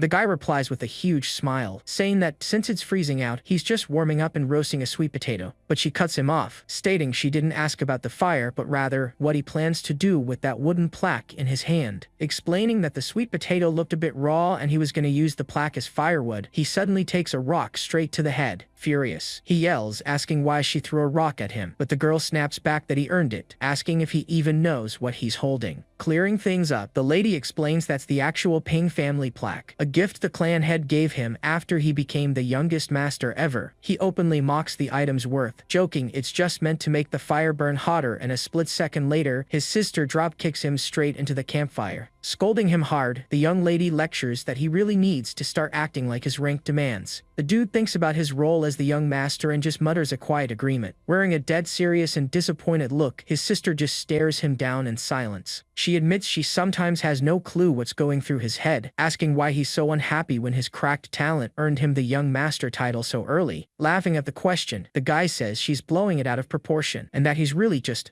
feeling a tiny urge to ditch the family entirely. His sister throws out a suggestion, telling him to go take a walk outside to clear his head and then head back home. Just nodding along, the guy accepts the idea without putting up a fight. But in a note left behind, the message was short and straight to the point, heading out to have some fun. Crushing the paper with all her strength, her rage over the situation becomes crystal clear. 4 months later, the young lady vents to her maid that apparently her brother took go for a walk to mean vanish for a really long time. Interrupting the chat, the maid drops the news that she finally got an update on their request and asks where that brat is while the young master bites her nails in pure fury. The maid whispers the intel, saying she heard rumors her brother is hiding out in Shanxi, leaving the young lady wondering what the heck he's doing so far away. Back to the drama. The dude screams out of pure frustration, demanding to know why he can't get in when he already showed off exactly what they wanted. And screaming at the top of his lungs, he demands they let him enter the dragon battle. Trying to defuse the mess, the official asks for patience, but the young master snaps back that he's out of time and asks if he needs to whip out the dark nightblade to make them believe him. Her maid catches the name of that technique and explains it's a super secret martial art of the Pong clan, proving without a doubt he's the real young master. Determined to keep his hands clean, our MC figures he's got to bolt before he gets dragged into this massive headache. Realizing what's going down, one of the elders steps up and grabs the guy, noting that if he actually knows that move, they've got a huge problem on their hands. But catching everyone off guard, the old man smiles and says since he proved his strength, he's clear to join, leaving the other officials speechless. The young master throws up a formal salute showing his respect to the LP elder, introducing himself with pure pride. He claims he's Peng Yujin, young master of the Peng family, and calls it a huge honor to meet the great master Yan Yaquan. The elder just laughs off the formalities, noting it's been a hot minute since he heard that old nickname, and lets him in despite another official protesting his ID is still unverified. Doubling down on his call, the old man states there's zero doubt this kid is a son of the Peng family. The other official scans the guy up close and agrees, pointing out he looks exactly like the Peng family head and his bulky build is their trademark. Sarcastically, our MC mutters that the official should check his own build before running his mouth about others. Pointing out one final detail, the official says the black ring on his hand is more than enough proof of who he is. Our boy recognizes the ring on the spot, realizing it matches his sister's perfectly, and proving this dude is absolutely the real young master. Wearing a curious smile, the elder turns to the guy and asks for his real motive, since the dragon battle is a draft for Jin family sword fighters, making zero sense for a Peng heir to join. Peng Yujin doesn't even hesitate, yelling out that his hometown is just way too boring. Bursting into laughter, the elder absolutely loves that excuse, but asks if he even got his family's blessing, while our MC just thinks this dude is out of his mind. With a smug grin, the young master replies they would never sign off on it, so he just packed up and ran away from home. The elder just chuckles non-stop, getting a huge kick out of the story, as our boy seriously wonders if there's something wrong with this guy's head. Hyping up the young master's build, the old man asks his age, and hearing he's 23, praises him for being a pure prodigy, a true dragon of the Peng clan. Sneakily glancing over at our MC, the elder mutters that if the fool in his own house was even half that impressive. Whispering among themselves, our boys' guards wonder what the old man is even talking about, but our MC tells them to shut it, saying he couldn't care less anyway, and figures if this guy is truly Peng Yujin, he's definitely built different. because in no time at all, his reputation would skyrocket as the Blade Emperor, Peng Yushen. Confused by the whole thing, our MC wonders why his guard doesn't get the hype, and suddenly remembers there's another Peen family member roaming around. And this is where it gets good. The guy's sister comes sprinting in out of nowhere, screaming his name at the top of her lungs. Caught off guard by this sudden entrance, both the elder and the young master whip their heads around to see who's causing the ruckus. With absolutely zero time to react, the girl delivers a brutal dropkick straight to her brother's face. Sent flying by the impact, the guy gets launched directly into a brick wall, kicking up a massive cloud of dust. Radiating pure fury, the girl screams at her brother, calling him a complete maniac for running away with just a note right after taking over as the family head. In pure panic, the guy desperately begs her to just wait a second and hear him out. But shooting him a dead serious death glare, his sister just commands him to spit out whatever excuse he's got. Dripping in cold sweat, the young master just freezes up, paralyzed by pure fear. He lets out a pure shriek of terror and desperately begs for her to spare him. Getting absolutely bodied without mercy, the guy screams he's gonna die, and while our MC's guard wonders if they should step in, our boy says to ignore it since the Peng clan is built tough. Covered in bruises, the young master begs the elder to save him, while our boy figures this whole mess is exactly what it looks like, yet somehow way more complicated. Breaking up the assault, the old man grabs the girl's arm and tells her to chill before she actually kills him, but she snaps back, asking who the heck he is to butt into their family business. The girl glances up and turns ghost white the second she recognizes the Grandmaster of the Flaming Fist. Dropping into a respectful bow, she introduces herself as Peng Yaxi and apologizes for ruining his trip with her family drama, but the elder waves it off, saying he actually had a blast watching such an entertaining kid. Still apologizing for the mess, the young lady swears the Peng family will make it right, announcing they're heading out immediately to avoid any more chaos. But her brother refuses to leave, making her scream, asking if he wants another beatdown. Shooting her a dead serious glare, the guy asks if she thinks he's joking around. Caught off guard by his reaction, the girl is left completely speechless, just frozen in place. She demands to know why he's being so stubborn, and he replies that the Peng clan is just boring, figuring any other family would be way more fun. Desperately begging him to use his head, his sister reminds him he's already the young master. His logic is simple. He wants to have some fun before taking over, since the only other options are going crazy or kicking the bucket, and he's passing on both. Even though he hates the title, he admits that besides the two of them, the rest of the family are just useless bums riding the clan's coattails. Since she can't be the leader, he knows the spot is his eventually, so he took the role despite hating the whole idea. Whispering to the elder, our MC asks if he's actually letting the guy compete, figuring mixing these families is a bad idea, and the old man agrees it's a messy spot. The old man then throws out an offer to the young master, dropping a condition for him to join. Looking super defiant, the elder states that if the kid fights him and wins, he's in, leaving everyone absolutely shocked. Furious, the guy's sister thinks the whole thing is ridiculous, and even our boy wonders if the elder lost his mind. Laughing it off, the old guy sets up a challenge, a 10-move sparring match to pick the winner. The young master looks pretty confident, wondering to himself if that's really all it takes. Without missing a beat, the elder asks if he looks like he's joking, instantly changing the rules and ordering the girl to catch her brother. And that's where it gets crazy. The old guy drops the 10 moves and says the kid just has to land a single touch to win, unleashing a massive wave of energy. Dodging the strike with some insane speed, the young master barely even moves. He leaps high into the air, landing right above the elder, who just watches him with a smirk. Impressed by the kid's agility, the old man jokes about how impatient he is. With a deafening crash, the elder takes a clean hit, feeling the brutal impact of the young master's strike. The arena is completely packed with a screaming crowd, right as an announcer kicks off the highly anticipated event. Hype fills the whole venue as he calls out a duel between the two rising stars of the Jin family. On one side, wearing a confident smile, is the Scarlet Sword, Jin Jisei. Standing on the other side is the eldest son, Jin Yangchan, asking himself why the heck he's sparring here, let alone against his own sister. Flashing back to the present, the elder gets blasted backward with an ear-piercing boom. A devastating impact slams him straight into the dirt, carving out a massive crater. Sliding through the rubble with a loud crash, the old man skids for several meters before finally stopping. Letting out a deep breath, he shakes off the heavy blow. He stands up looking victorious and casually declares he won, dropping everyone's jaws to the floor. Totally confused, our MC reminds him the deal was just to dodge, but the old guy asks if he actually pulled that off. Defending himself, the elder explains he held back his strength just enough so the kid would wake up quickly. Telling our boy not to sweat it, the old man claims if the Pang family comes knocking, it's not his problem since he won't go down alone, making our MC beg him to just leave him out of it. Desperately trying to do damage control, our MC tells Yaxi the elder went rogue, but she snacks back that he better keep his mouth shut. She asks if that was the elder's real goal, explaining that stopping the fight prevented an even bigger mess. Laughing at the thought, the old guy denies it and admits he only did it for fun, leaving our boy wondering how he ever became an elder. Grabbing our MC, the little girl tells him to run away from the scary grandpa bear and hurry inside. Her eyes sparkling, the kid dramatically breaks down the whole fight, leaving our boy blown away by how well she tells a story. Praising the little kid, the elder mentions she's got a better eye for things than the fool does and offers her a gift. He pulls out this massive sweet bun, making the girl's jaw drop straight to the floor. Super happy, the kid claims she always liked Grandpa Bear, and the elder laughs saying he already knew, while our MC just stands there totally lost. Turning to our boy, the elder asks if he's gonna throw a fit just because he spoiled his maid and decides to hand him a gift too. But our MC turns it down, saying he hates sweets, and completely shocks the old man by challenging him to spar after the dragon battle wraps up. Fast forward a bit, and the two are facing off in the combat arena, standing on opposite sides and ready to clash. Calling out her brother, the girl asks how he plans to fight her without even holding a blade. Deep in thought, our boy wonders if he actually wielded a sword during this point in his life. He thinks back on his firewheel art, remembering it works with tons of weapons. Those swords and fists are the most practical. Continuing his internal train of thought, he reveals he later figured out fists suited him way better, which is why he dropped the blade, and asks out loud if that seems weird. Shrugging it off, his sister replies that she honestly doesn't care if he uses a sword or his bare hands, making our MC realize her blunt personality is a huge lifesaver right now. Flashing a wicked smirk, the girl admits she feels incredibly grateful that a chance like this just fell into her lap. Completely lost, our boy asks what kind of opportunity she's talking about, and she confirms it with some highly suspicious hype. Her eyes looking terrifyingly excited, she reveals it's her perfect excuse to legally beat down her brother in front of a massive crowd. Realizing the trap the elder dragged him into, our MC can only curse his luck inside his head. He yells at the old guy, demanding to know why the heck he has to spar against his own sister, but the elder calmly tells him to stop shouting. Playing the victim, the elder claims he's hurt since this is a sacred Jin family ceremony, and calling it boring just makes things look bad. Muttering in his head, our boy calls the old man a sly fox, figuring he just set this up for laughs and deciding to throw the match halfway, until the elder seemingly reads his mind and threatens him. With a contagious laugh, the elder is having the time of his life in the background, watching young Master Peng get bodied by his sister. Staring the old guy down, our boy asks if he seriously wants to see him get completely thrashed in front of everybody that badly. The elder shoots him a piercing glare and calls him by his name, Yang Chen. Then he drops a question that completely catches him off guard, asking if he ever actually thought about winning. Chewing on that thought, our boy figures this respawn is a one-time deal he can't waste, and since fighting his sister never happened in his past life, he has no plans to burn his energy on it now. But checking out his sister from across the ring, our MC realizes there's something else going on. Looking at him with pure disgust, the girl admits she hates how her brother can easily become the family head just because he was born a guy. A powerful red aura flares up around her, showing off her absolute determination. Right at the starting signal, the arena explodes into a massive dust cloud from their raw power. Rushing forward with insane speed, the girl charges straight at her opponent. Her eyes locked in and fists clenched, she readies her very first strike. Swinging her wooden sword, the young lady unleashes a super heavy slash. However, our boy easily ducks under the attack with a crazy fast dodge. Slipping past by a hair, he completely avoids her strike, leaving the girl totally stunned. Mind blown, the lady can't believe a 2-star fighter just dodged her blade, considering she's already at the 3-star level. He instantly reads the look on his sister's face, admitting to himself that even with early timing, that narrow dodge left him completely winded. Taking this as proof that his current stats are lacking, he wonders how to handle the rest of the fight, debating if he should just take a punch and get knocked out of bounds. The problem is, every single swing is lethal, making him doubt he'd survive a clean hit, right as his sister taunts him for being the exact same as always. Glaring at him, she claims all he does is run away, while the ground beneath them literally starts cracking. She grips his arm insanely tight, trapping him in place so he can't bolt. Loading up another sword strike, she goes in for a second attack. Somehow, he breaks free just in time, barely dodging the lethal hit. By ripping his own sleeve in a split second, he manages to escape her iron grip. Taunting his sister back, our boy points out her strikes are leaking pure killer intent, which makes them easier to read. Telling her to chill out a bit, He's secretly blown away by her strength, realizing her bloodlust is so heavy that a wooden sword tore his clothes like a real blade. Her voice full of frustration, the young lady admits she could barely accept never becoming the family head just because she's a woman, but grinded her heart out anyway. And she keeps going, snapping that a piece of trash like him can just shove her aside and take the top spot purely for being a guy. Asking if he could handle being in her shoes, the girl charges at him with her sword, completely engulfed in flames. Our boy realizes things just got seriously dangerous the second he spots that crazy energy on the blade. Fully aware her power level just spiked way past 3 stars, he braces himself for the impact. With a blazing spin attack, his sister goes all out, but our MC actually manages to block it. Pissed off, she screams that all he does is dodge, unleashing a rapid-fire combo on him. She completely overwhelms him, talking trash about how he's not even fighting back. Landing a super heavy kick, she calls him out for having zero talent and never putting in the work. And gearing up for one final strike, she yells that if he just wants to live a pathetic life, shooting him a look of pure hatred, she says he might as well just disappear. Our boy just stares right back, watching her in complete silence. The girl charges in with her fiery blade, attacking with absolutely everything she's got. But a spark lights up in his eyes, showing his own determination fully igniting. Screaming for him to vanish just like his mother did, she drops a lethal strike. A look of pure shock hits his sister's face, having zero clue what just happened. And this is where it gets good. Our boy literally catches the flaming blade with his bare hand. As the smoke clears, he stares her down, keeping an iron grip on the sword. His eyes glowing bright red, he glares right back at her and just asks, "What was that?" Looking back, our MC's sister was the most cracked fighter ever, a straight-up genius who hit the Sword Phoenix rank at 17 and was meant to run the clan, but got blocked purely for being a girl. Explaining that the concubines kid our boy became the boss, the young lady admits she actually never hated him. She goes on to say that even though they're half-siblings, his mom treated her super well and she liked her a lot, so his existence was never an issue. But everything flipped upside down when an incident hit, and one random day his mom just vanished without a trace. Right after that, their dad ordered everyone to drop the search, so nobody even bothered looking for her. From that moment on, our MC's words and actions toward everybody just got super harsh and completely ruthless, reaching the point where rumors spread about him bothering the pretty maids. Yet despite all that, he was still set to be the next leader since the title always goes to the guys. Because of that, she hated everything, since no matter how cracked she was, or how hard she grinded, she couldn't get what her brother had while he just wanted to drink and mess around. Racking up her rant with pure hatred for him, our boy just stands there holding the blade and asks, "What?" Suddenly, a girl in the crowd feels this massive, super dangerous aura creeping out of the combat arena. Sensing the incoming threat, the young lady quickly leaps back to cover herself. And in a flash, she throws her fist up to block the heavy impact flying right at her. By a single hair, she manages to parry a punch that came swinging straight for her face. Utterly stunned by what just went down, the girl is left completely speechless. Asking if the other girl's name is Peng Hyo Seo, she notes they're the same age, but the opponent's martial arts are way more refined, figuring she can't use her bloodline as an excuse anymore, though her maid hypes her up saying she's already top tier. Super curious about the chat happening in the ring, the lady asks her maid if she can hear them, but the attendant says, probably not, leaving the girl totally confused. Breaking down the situation, the servant reveals the second elder used his internal energy to mute their voices, which is why nobody can hear a thing. She then turns to the guy with the swollen face, begging him not to walk around claiming the Peng family name, and when he asks if she's ashamed of him, she orders him to hide until the swelling goes down, which he agrees to. Meanwhile, out in the crowd, some dude asks if the person fighting is Jian Feng's sibling, and his buddy confirms it, praising her crazy 3-star strength, fluid combat style, and heavy internal energy. Correcting his friend, the guy clarifies he wasn't talking about her, but actually the dude dodging every single strike, asking if that's Jian Feng's brother and leaving the other guy feeling super awkward. To answer that question, the maid confirms that both fighters in the arena are actually Jian Feng's siblings, making the whole situation finally click for the young lady. Flashing a wicked smirk, the guy next to them figures Jian Feng clearly isn't the only cracked fighter in the PAN clan. He shoots a sneaky side-eye at the girl, looking like he's already cooking up some kind of scheme. And keeping that train of thought, he decides he definitely needs to score some fun before officially taking over as the family head. Watching the match, the lady figures once her brother takes the throne, she won't ever have to deal with that kind of look again. Right as she concludes, the fight is officially over. Back down in the ring, our MC's sister desperately realizes she needs to put some heavy distance between them. Swinging her blazing blade, she fully believes that if she can just force one opening, the win is completely hers. And with a sharp glint in her eyes, she screams in her head that the chance to completely flip this match is right in the palm of her hands. Taking a second to process everything, our boy realizes he actually gets exactly where his sister is coming from. For that exact reason, he figures he honestly doesn't mind being hated since he's always lived like that, and despite her harsh words, he fully understands her vibe. He drops a quick apology in his head, hoping that because he gets her struggle, she'll forgive him for the insane move he's about to pull. Right at that moment, this absolute monsters of an energy starts swirling around his hand while he tightly grips her flaming blade. Spotting that raw power building up, the girl's eyes go wide in pure dread, the glow of the incoming blast reflecting right in her pupils. Instantly, a massive shockwave erupts right where his bare hand is clamping down on her sword. Launched violently through the air by the blast, the young lady gets completely bodied by the sheer power of his strike. And just like that, she crashes down into the dirt, fully defeated while our MC is left standing tall. With the dust settling, the ref officially ends the match and calls the big win for Peng Yang-chan. Chilling by himself a little while later, our boy realizes that whole stunt just turned into a massive headache. He heavily regrets the outcome, knowing taking her down was never the plan, and stresses over how his measly 2-star energy still made her bleed and pass out, really hoping she recovers okay. Flashing back to his sister's furious face, her harsh words keep echoing in his head, telling him it would be way better if he just vanished for good. Outside in the quiet, our MC just sits there reflecting on every single crazy thing that went down during the spar. Rushing right over to him, his 2 guards finally track him down, nervously calling out for their young master. Visibly stressed, the maid asks if he's okay or took any damage, while the other guard wants the scoop on the vibe inside and if the crowd has finally chilled out. Breaking down the madness, the guard explains the arena turned into pure chaos since everyone expected our boy to get floored, only for him to actually win, completely shocking some girl in the crowd that a known bully just clapped the family's rising star. He keeps going, adding that the second elder had to step in with a closing speech just to calm the hype, which makes our MC instantly jump up, declaring he needs to bolt before running into that crazy old guy again. Suddenly, the maid notices his hand is dripping blood and staring at the fresh wound. Our boy realizes it's hard proof he still hasn't mastered his internal energy at all. Stepping up to help, the girl grabs a bandage to wrap his hand, and even when he brushes it off as a scratch, she insists there's no way she's leaving it like that. He grabs the wrap and clumsily tries to patch himself up, wondering if this is how you actually do it, before quickly realizing he's totally messing it up. But wearing a super sad look, the young lady gently takes his hand and apologizes for doing a bad job, saying Sealer would have done it way better and begging him to stop getting hurt. Out of nowhere, some guy walks up shouting that he also doesn't want young Master Peng getting hurt, calling him out for having absolutely zero situational awareness. Introducing himself to the group, the newcomer leaves our MC completely frozen, right as the guy's sister scolds him for actually addressing our boy by that ridiculous name. Without missing a beat, the dude throws an arm over our MC's shoulder, making him visibly cringe, while the guy's blushing sister begs to just leave, but he casually apologizes and stays put. Laughing at the awkwardness, the guy points out how weird their dynamic is since our boy's sister dumped his brother, joking that they should just draft a brand new marriage contract right here, and sending his own sister into a full panic. Our MC straight up asks what his actual deal is, and the dude claims it's just a prime chance to buddy up with heavy hitters, telling our boy to call him Brother Peng from now on, while his sister practically begs him to shut up. The guy just cracks up, admitting he thought Jian Feng was the only real monster in their family, but was completely mind-blown to find out they were hiding someone this cracked, leaving our MC wondering why this dude is suddenly acting like his best bro. Shifting the topic, our boy catches him dropping the name Peng Hyoseo and immediately asks if he actually knows his sister. Instantly, the dude flashes a huge grin and claims they're super tight, though secretly he admits he has zero clue what she actually thinks of him, making our MC easily figure out they aren't really close at all. Still, the guy stubbornly insists they really bonded and nudges him asking, "Ain't that right, brother?" before laughing it off, saying it's getting late, and officially calling it a night. Having absolutely no idea what just happened, our MC just stands there looking completely lost. Beside him, the maid stays completely silent, just watching the chaotic group slowly fade away into the dark night. Bringing up the past, the maid casually mentions the exact day that arranged marriage got wrecked, prompting our boy to ask if she still has beef over it. With this super embarrassed look, the girl confesses she completely overreacted that day, since she didn't just flip the table, she literally launched a whole chair at his head. In dropping the tough act, he bows her head and drops a genuinely sincere apology for the whole mess. Looking back on it, our boy admits he's the one who sparked the fire by calling her a concubine's kid, admitting his toxic, childish stunts totally earned him a beatdown, so she really doesn't owe him any apologies. She lifts her head, and hearing him say that brings this super warm, gentle smile straight to her face. And looking insanely relieved and happy, she just softly replies that everything is perfectly fine now. As she turns to walk away, the girl reminds him not to lose that item her brother handed over, leaving our MC super confused as he starts patting down his pockets, pulling this random wooden plaque out from his jacket. He seriously wonders what the heck he's even holding. The young lady pauses in her tracks for just a second, throwing him one final, genuine goodbye, and shooting him one last glance. She tells him to stay safe out there before completely fading into the distance. Watching her walk away, our boy just stands there in total silence, soaking in the quiet night. His guards finally call out that it's time to head back, and he nods, his mind still racing over everything that went down, that weirdly nice scent, and the ridiculous strength of that random guy. Rolling through the dead of night, our MC's carriage cruises down this pitch-black road completely surrounded by dense woods. Inside the ride, one of the maids is passed out cold on the other's shoulder, while she softly whispers her name, Soul. Running through the latest events in his head, our boy realizes that no matter how hard he tries, he has zero memory of fighting his sister in his past life, let alone actually catching a massive win against her. Ever since Sealer officially became his maid, he's noticed the timeline heavily shifting away from the script he lived through before, and he seriously wonders if just showing her that tiny bit of kindness was enough to trigger a massive butterfly effect in the timeline. Making up his mind, he decides that the second they get back home, he needs to stop dragging his feet and start making serious moves to hit his goals. With this dead serious glare, his new resolve flashes through his eyes like pure lightning. Out of nowhere, he screams at his guard Wu Yan to check the immortal demon talisman, totally throwing the guy off. Digging the item out, the guard reports absolutely zero reaction, explaining the charm auto-glows if a demonic gate spawns nearby, so they're totally safe. But this is where it gets good. The exact second he tells our MC to chill, the talisman in his hand lights up like a massive flare. Spotting that blinding glow, the guard instantly screams at the driver to slam the brakes. He calls out a confirmed demonic gate, ordering everyone to gear up for a raid and making the young master's safety their absolute top priority. Except our MC just casually steps up right beside him, completely spooking the guard, who begs him to stay back because it's way too dangerous. Doubling down on how critical things are, the guard swears he'll take whatever punishment later, but our boy just tells him to shut his mouth. Our MC points straight ahead and tells him to just look at the road, where this glowing green portal is literally tearing right through the air. As he points out the gate is greened, the massive spatial rift starts crackling heavily with this wild, unstable energy. A second later, an entire pack of multi-headed demonic hounds with glowing red eyes bursts violently right out of the gate. Running the stats in his head, our boy knows green means it's the lowest threat level, so even if it's annoying, he just clenches his fist as it lights up with a bright orange aura. With a massive blast of fire and dirt, he charges in, completely hyped and convinced he can easily wipe the floor with these things. And locking his eyes on the targets, he instantly recalls the one fatal weak spot every single demonic beast shares. Exposing the monster's ultimate flaw, our boy explains it all comes down to their demonic stone. He breaks it down, saying that stone acts just like a core for these beasts, meaning if you rip it out, they instantly drop dead. Rushing the closest hound, our MC plunges his bare hand straight into its chest, figuring this raid is in the bag once he grabs that core. But suddenly, gasping for air, he realizes his mana tank is sitting at absolute zero, as spamming that firewheel art completely drained his stamina. Still, with his life on the line, he stares down the rest of the pack, knowing he has no choice but to force out his skill one more time. Hearing his guard scream in pure panic, our MC quickly snaps his head around. Right at that exact second, one of his escorts leaps directly in front of him, tanking the beast's incoming strike like an absolute boss. Moving at crack speeds, the guard unleashes a crazy flurry of sword strikes, literally dicing the massive monster into tiny pieces. Completely mind-blown by the assist, our boy's jaw just hits the floor after watching that insane flex of power. Seeing the guard standing over the monster's carcass, our MC wonders where all that strength came from. Worried, the guy turns around asking if he's okay, and our boy thanks him, admitting he's only alive because of him. The servant looks around and mentions the fight ended fast, pointing out they got lucky running into just a few bottom-tier beasts. But shifting his tone, he scolds him, asking what the heck he was doing out there in danger and what would happen if things went south. Flashing a smile with his hand glowing purple, our MC says all that matters is it's handled, though the guard secretly thinks that's not how this works. Suddenly, his expression completely flips as he feels something super weird coursing through his body. Right in the middle of the lecture, the guard tells him to hide next time since he's the young master. But before finishing, our boy screams in agony and hits the dirt. Down on his knees, our MC writhes in pure agony, while his escorts rush over in a panic, yelling and asking what's wrong. Cursing himself through the pain, our kid wonders what the heck is going down and why this feeling of doom is hitting him right now. His eyes flash into bright purple. He realizes this is the heavenly demon's skill, a martial art that actually absorbs demonic energy. And with this purple energy sphere pulsing in his palm, it clicks that he accidentally triggered the demonic cult's absorption technique. Caught in a deeply disturbing vision, a guy completely covered in blood gets wrapped up in this dark, chaotic purple aura. On his knees and heavily wounded, the dude begs to know why this is happening to him. Surrounded by pure destruction and dozens of fallen bodies, a voice screams out in desperation, asking what they did wrong to deserve this brutal treatment. Right in front of the fallen warrior, a mysterious figure asks the Plum Blossom Sword Saint if those are his final words, right as the guy's arm decays into bare bone. Shaking uncontrollably, the fighter can barely even react to his opponent's crushing presence. The shadowy figure just points and stares him down, while the broken man struggles to call out for his master. Horrified by the sight, all the survivors nearby scream their master's name together in pure terror. Out of a dark portal, this massive dragon spawns, and the mysterious figure casually remarks that the Plum Blossom wasn't actually half bad. Leaping up with some cracked agility, the man lands right on top of the colossal beast's head, and dropping back down smoothly, he hits the ground, ready to finish exactly what he started. Now standing before two survivors, he watches them gasping for air and kneeling before his OP strength. Dripping with disdain, the guy claims they didn't even come close to satisfying him, but at least offered a tiny bit of fun. He then grants them permission to lift their heads as a sphere of dark energy charges up right in his palm. Snapping violently back to reality, our MC freaks out seeing his arm completely wrapped in orange flames. Completely lost, he stares down at his hand, trying to process what's even going on with his body. He questions if his art actually purified that dark energy, realizing it feels like he's being devoured, something that never once happened in his past life. Terrified by his condition, his escorts scream in pure panic, calling out for the young master. Crowding around him, one of the guards asks if he's alright, and our boy answers while barely catching his breath. To cover it up, our MC insists it's no big deal, and blames it on leftover injuries from sparring his sister, waving off the guard who wants to fetch a doctor. Deep in thought, he figures it's way safer to hide the fact he absorbed demonic energy, since letting anyone know would bring zero benefits. Touching our MC's face, one of the maids asks if he's badly hurt, but he brushes it off, asking if he really looks that terrible right now. With a highly concerned look, the girl says his face just seems off, prompting our boy to ask what she even means by that. Right then, the other maid yanks her back, scolding her for treating the young master like that. But the girl defends herself, saying she was just worried, leading the guard to offer to find a doc. Rejecting the help, our boy claims it's nothing serious and a solid night's sleep will fix it, ordering everyone to pack up and roll out, which the guard reluctantly agrees to. All geared up for the trip, our MC orders them to collect the beast drops and head out, joking with the maid about her drooling in her sleep, which she denies, while he secretly realizes the demonic energy is completely gone from his body, wondering if his art did that. Staring down at the demonic stone, he notices it totally lost its color, realizing all the raw power got fully sucked dry. The rock shatters in his grip as our boy decides he seriously needs to speed up his timeline from here on out. Arriving at a bustling market, a voice suddenly calls out for the young master. A quick pan reveals some shiny honey cookies, showing off the delicious yakwa treats. Her eyes sparkling with pure joy, the maid is totally hypnotized by the vendor showing off his sweets. Annoyed, the girl spins around and asks what his deal is, demanding to know why he even brought her if he wasn't gonna buy her the snacks. Firing back, our boy points out he only said he was hitting the market and she's the one who clung to him begging to tag along. With an unamused expression, our MC just side-eyes her, completely out of patience. Catching the exchange, the guard walks up and asks the young master why they even came out here. And picking up the lecture, he mentions that after the last ambush and the dragon gathering wrapping up, he really should have stayed home to rest. Hiding behind some sacks, the maid asks if he's hunting for something specific, offering to help him look. Internally, our MC knows she just wants to pitch in, but figures it's definitely not the time to get her involved yet. Keeping a straight face, he just keeps walking right through the busy market. He stops dead in his tracks, finally spotting exactly what he was searching for. Pointing down an alley, our boy says it looks like the right way, leaving the guards super confused as he asks what he means and what's even down there. Without missing a beat, our MC orders the maid to head back while the guard follows him, telling her to let everyone know he'll be home late. Stuttering, the girl tries to argue back, bringing up strict orders from her dad, but to win her over, our boy bribes her with 10 yakwa cookies if she just turns around right now. her face lighting up instantly. The kid completely caves when he throws some steamed buns into the deal too. Flashing a smile, he holds his hand out and promises it's absolutely no problem. The little girl reaches right back with a dead serious look, officially accepting the bribe. And shaking on it, the two seal the deal with huge grins on their faces. Calling the guard over, the guy asks where they're even headed, but our MC just says he'll see when they get there, leaving the maid in the dust. So just like that, the two walk down this super narrow, empty city alleyway together. Mentioning the spot should be close, our boy hears the guard warn him this zone is sketchy, but he casually replies he already knows. Right outside a building, our kid finally announces he tracked down exactly what he needed. Standing in front of this run-down, shady-looking structure, the whole vibe just screams bad news. Relieved to actually find it, our MC thinks he's stressed over nothing, but the guard demands to know why the heck they came to a dump like this, prompting the kid to ask if it really seems that weird. Giving a brutally honest answer, the escort says, yeah, not because of how it looks, but because of the super creepy vibe it gives off, leading our boy to praise his solid instincts. They push the door open and step straight into the dark, highly suspicious joint. Inside, two tough-looking dudes wonder how a brat ended up in there, joking he must be lost, but noting the guy behind him definitely looks like a bodyguard. Being watched by a whole crew of thugs, the guys debate what to do and if they should teach these two intruders a harsh lesson. Bracing for the worst, the guard drops his hand right onto his sword hilt, completely ready to brawl. One of the thugs walks over holding a candle, immediately addressing the newcomers. And rocking a deeply threatening vibe, the guy states this ain't a friendly spot and demands to know what their business is. Flashing a confident smirk, our boy casually replies he's obviously here as a customer. Triggered by the kid's pure nerve, the guy threatens him, asking if he needs to rip out his tongue to teach him some manners. Furious over the insult, the guard screams at the dude to shut his mouth, but our MC steps in, telling him to chill out. Addressing the whole room, our boy says they should already know who he is, asking if they're terrified the Peng family will wipe out this joint, to which a guy replies they have no reason to start a war since that helps nobody. And flashing a provoking grin, our MC orders them to fetch the branch head before he does something they'll seriously regret. Caught off guard by the demand, the guy just repeats, "Branch head?" From the back of the room, another dude scoffs that he has no clue where the brat gets all that arrogance, but he clearly has zero manners. Staring down the mob of thugs, our MC and his guard quickly find themselves surrounded on all sides. With a mocking smile, our boy fires right back, pointing out they don't exactly look like the polite type either. Laughing at the kid's comeback, the man actually seems to enjoy his crazy nerve, but his eyes turning ice cold, he simply gives his crew the order to attack. In a flash, all the goons charge right at the duo, drawing their blades and completely ready for a bloodbath. Stopping his escort from drawing his weapon, our MC orders him to freeze. The guard instantly tenses up as he watches the whole crew closing in on them. With absolutely cracked speed, the servant strikes, slicing through every opponent before they can even blink, leaving our MC without a single scratch. Completely mind-blown by the massacre, one of the guys starts sweating bullets at the sheer skill of the guard. Surrounded by a pile of bodies, our MC and his escort now stare down the few thugs left standing. Absolutely furious, the crew's leader gets super triggered by this wild turn of events. Smiling, our MC figures the Peng family brat would obviously have a monster of a guard, and he definitely can't bring a guy like that to meet the branch boss. Desperate for a way out, the leader asks himself what the heck his next move should be. Right then, one of his goons steps up, claiming he's got a message from the boss, leaving the leader shook and stressed that word already reached the top. Asking what the boss said, the guy waits nervously for the answer. Our MC watches the drama from a few steps back, realizing something seriously shady is going down. Suspecting they're plotting something dirty, our boy figures there's only one way out of this. And that's where it gets crazy. He just orders his servant to wipe them all out, and the guard simply replies, "Yes, kid." But before they can even make a move, a voice orders everyone to sheathe their blades. Turning around, they spot a much more polished-looking guy who announces the branch boss wants an audience with them. His face dead serious, our boy just mutters a quiet tsk tsk, stating it would have been way easier if they just did that from the start. Our MC tells his guard to put the sword away, and the guy quickly obeys. Seeing all the defeated goons drop to their knees, the guy calls out to the young master, and our boy tells them to hurry up. Totally lost, the guard asks what's going on, and our MC just brushes it off, saying he meant to visit the Swindler sect but had a tiny snag on the way. He breaks it down, explaining the Swindler sect earned their spot among the 9 factions thanks to their cracked intel network, but since they play the good guys, they dodge any messy business. And since the sect would definitely struggle to handle what he needs, our boy decided to look somewhere else. Wrapping up his thought, he states that if the Swindler sect is the #1 intel hub for the righteous side, then for the dark side, this joint is the ultimate heavyweight. Right Right in front of this massive gate, he reveals they actually came to the Heishion Gate. Walking up the steps, the duo finally reaches their actual destination. At the entrance, a guy pulls the door open and welcomes them inside. The guy introduces himself as the branch boss and apologizes for the rough welcome, explaining they overreacted because they never expected such a VIP. Cutting the chat short, our boy tells him to drop the apologies, just wanting to know if they'll take the commission or not, right before taking a seat. So the boss asks why someone from a high-tier noble family would seek out some small unknown faction instead of hitting up the swindlers. Giving a straight answer, our MC explains the swindlers can't handle his request, but the Heishion Gate can, asking why they keep double-checking this fact. With an apology for the hassle, the guy defends himself saying they gotta play it safe, since our boy is from the Pang clan, asking for his understanding, already losing his patience. The kid says he gets it, and asks one last time if they're gonna take the job. Flashing a smile, the boss claims the Heishion Gate never turns down a request as long as the client can pay the price, making our boy think, guess that's a yes then. He slides a paper onto the table, revealing he's trying to track down a specific person, a kid who just turned 10 years old. Checking out the paper, the guy looks pretty deep in thought over the request. Out of nowhere, the boss changes his mind, apologizing and saying he's got to take back his words since they can't actually accept this job. He clears things up, revealing the previous client wasn't looking for the kid, but actually the whereabouts of their guardian, begging for forgiveness. Rocking a super threatening smile, our MC asks if they'd still say no, even if the reward was the title of Heishion Gate Master. Instantly, the guard right next to our boy starts drawing his blade. With a swift motion, the steel starts sliding right out of its scabbard. Pulling the weapon further, the sharp sound of metal already echoes through the room. Almost fully drawn, the sword gleams brightly in the dark space. While all the surrounding goons gear up for a brawl too, our boy just watches the scene calmly with his arms crossed. That's where it gets crazy. A heavy flashlight lights up the joint, signaling this whole mess is about to pop off. Blocking multiple blades with his own, the guard calls out the boss. "Didn't you say you wouldn't play rough with us anymore?" His blue eyes glowing in the shadows, the branch boss ignores the question, only wanting to know how our boy found out about him. Shrugging off the heavy tension, our MC states he didn't come to chat, and all that matters is they both hold intel the other side needs. Still highly suspicious, the guy asks if he can actually prove that info is legit. Tapping his fingers on the table with a smirk, our boy replies that's something he'll have to figure out for himself. The boss weighs his options, debating whether to take the job or if it's better suited for the swindler sect. Pushing the guy into a corner, our MC says if he doesn't want it, that's fine. He'll just head up the swindlers and maybe even leak some details about the Heishion Gate Master if he has to. Left with zero options, the boss finally caves and says he's willing to take the commission. Our boy loves that answer, asking how long he thinks the job will take. Replying that a safe guess would be around 3 months, our MC nods and calls it a deal, already getting up to leave. On his way out, he drops a heads up that once they track the target down, they'll meet up to swap the intel. Hidden under a cloak, the kid looks deep in thought about the deal he just locked in. Now all alone in the room, the boss repeats the intel he just got to himself, MA mountain range, and suddenly it hits him like a truck, looking visibly shocked as he realizes the heavy weight of that leak. From the other side of the door, our MC calls out that what he left behind is the upfront payment. The branch boss just stays seated in the empty room trying to process everything that happened. Asked by his subordinate if he actually buys what the kid said, the boss replies that the fact he even knows about the Gate Master's disappearance forces him to believe it. Thinking over the kid's real motives, he figures that judging by his bodyguard's cracked strength, our MC probably saw their ambush coming from a mile away. He keeps putting the pieces together, concluding there's no way a kid that young scored that intel solo, meaning he's gotta be tied to the Pang family head. Feeling entirely backed into a corner, the guy grips his clothes tight, super frustrated by the whole mess. With a quick tug at the neck, the branch boss peels off a skin mask to reveal their true identity, showing he's actually a woman. Watching this, her subordinate asks if it's cool to just rip that off while fixing his own outfit. She complains about how stuffy it was, pointing out nobody is watching anyway as she lets him keep talking. Breaking down the situation, the woman reveals that because of how the Heishion Gate works, the members have zero respect or trust for the master, which is why he has to hide from the guys hunting him. Her blue eyes flash for a split second in the dim light as she shoots a freezing cold glare. Shutting her eyes right after, she seems to zone out, focusing on some distant memory. In this super dark flashback, a bulky guy is shown locked up in a cell while the word father echoes through her head. Meanwhile outside, our boy and his guard finally walk away from the sketchy joint. Throwing a sneaky glance over his shoulder, he checks to make sure nobody's tailing them. Our MC breathes a heavy sigh of relief, thinking to himself that was a seriously close call. Going over what just happened, he admits he almost had to resort to throwing hands, but luckily their intel network came through, and from what he remembers, The original lore says the Haitian Gate Master got locked up in the Dark Knight Palace for over 5 years, which sparked a massive war between the factions. Then, a surprise raid by the Martial Alliance entirely crushed the palace, officially ending the war. During the chaos, though, the Haitian Gate Master ended up dying, and his faction basically got wiped off the map. But even knowing all that lore, our boy is kicking himself for not knowing the exact location of the Dark Knight Palace. Thinking about how lucky he got, he feels relieved he handled the mess with barely any intel, and since their branch happens to be in Shaanxi, it let him meet the boss face to face. Even though he finds this whole method super annoying, he doubles down on his resolve, knowing he has to find that kid no matter what. In a quick flashback, a guy who took over as the demonic cult leader at a super young age is shown chilling on his throne. Known as the cult's mastermind, Zhuge Huo, or the Heavenly Wolf's Fang, is our MC's real target, as he thinks to himself, I want to track him down and then end him. Looking back, he knows that dude's crack strategies cost massive headaches even for Wei Soqin, and if left unchecked, he'll turn into a core pillar of the demonic cult's power. The guard calls out to the young master, shifting the topic by mentioning he has no clue who they're even hunting, and he goes on to say that if the search takes 3 months, they won't hear back until summer, making our MC grumble that the Haitian Gate isn't as OP